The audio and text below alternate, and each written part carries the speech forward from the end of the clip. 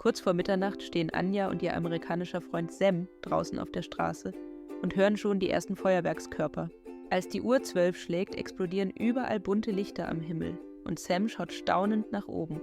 Anja zieht plötzlich eine kleine Schüssel mit Trauben aus ihrer Tasche und erklärt, dass manche Menschen zu jedem Glockenschlag eine Traube essen, um Glück für das neue Jahr zu haben. Sam versucht mitzuhalten, kaut hastig und lacht, während um sie herum das Feuerwerk immer lauter wird. Am Ende verschluckt er sich fast an der letzten Traube und sagt, dass dieses Silvester definitiv anders ist als zu Hause.